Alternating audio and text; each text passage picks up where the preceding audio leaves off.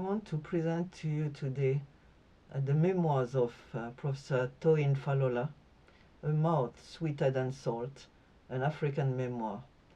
I highly recommend it to you. It's really sweeter than everything you can say.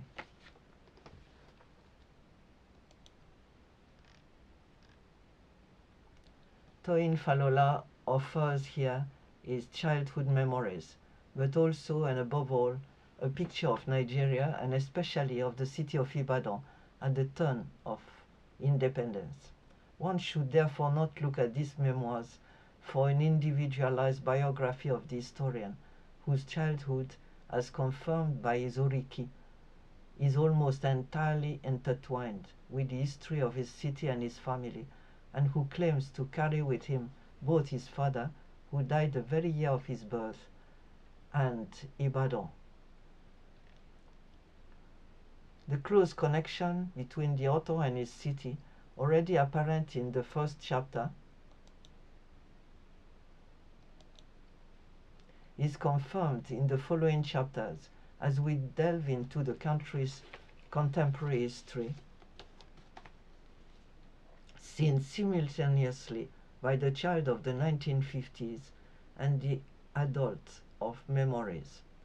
A long paragraph thus explains and justifies Toyin's belligerent tendencies and aggressiveness through genes. He is indeed the son of Ibadan, a city of conflict, and the offspring of his father. This journey back in time illuminates both small and large history. The author evokes the arrival of the missionaries and their schools, the gradual abandonment of street fighting, the dilemma of villages forced to embrace both schools and Christianity.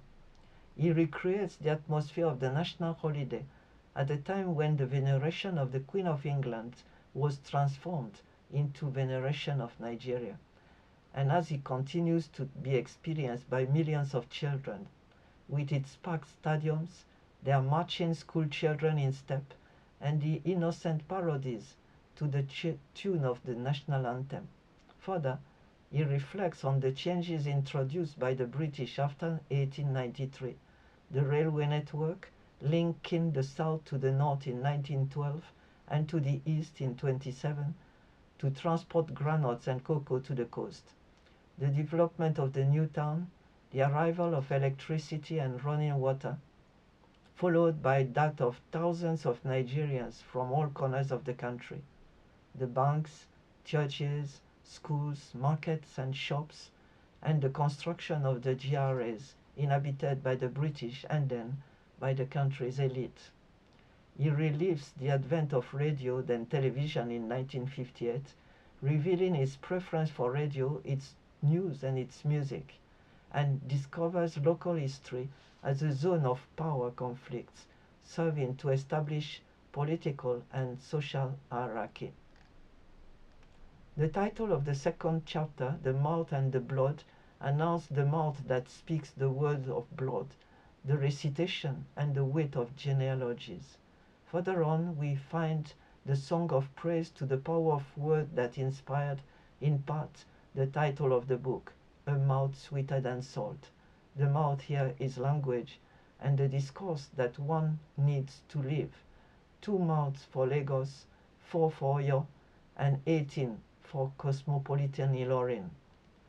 The book is a perpetual staging, a lively and amused popular theatre that allows the reader to relive the encounters between traditionalists, Muslims and Christians, between chiefs and humble villagers.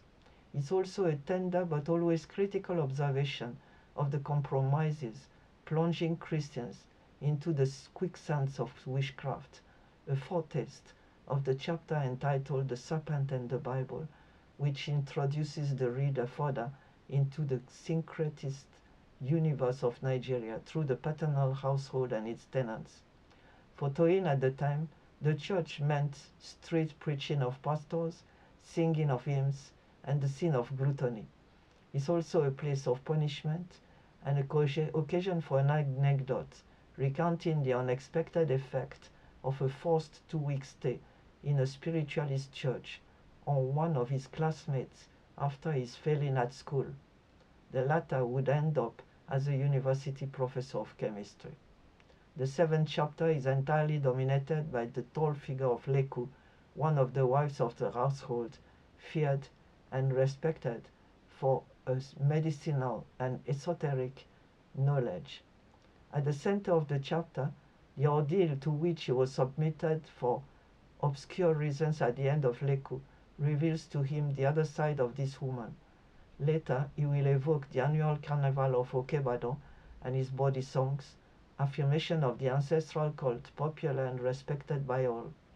The cult of Shango, the deity of his lineage and one of the founding pillars of Yoruba history, and the Egungun Mask Festival and the ritual street fighting that accompanies it are the subject of the ninth chapter, which also mentions the numerical importance of Islam in Ibadan and its penetration of families. The third chapter recounts the author's first journey, an unplanned runway train journey at the age of 9, the culmination of a long fascination. Embarked without a ticket on an adventure whose consequences he did not realize, he was forced to get off at Ilorin station.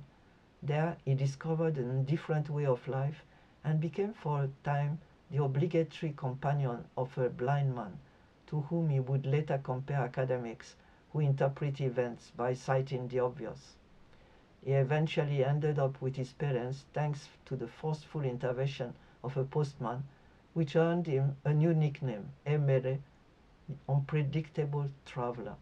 Now living in the States and a professor of history at the University of Austin, Falola continues to be connected to the clan from Texas through dues and financial contributions to events, festivals, and other collective obligations. However, recalling his pilgrimage to his father's house in 1988, he expressed his heartbreak at the evidence that everything he had experienced had disappeared or changed profoundly over the past 30 years. His father's house and the carnival had disappeared. The rice, the new Christmas clothes no longer had the same festival taste. The book remains.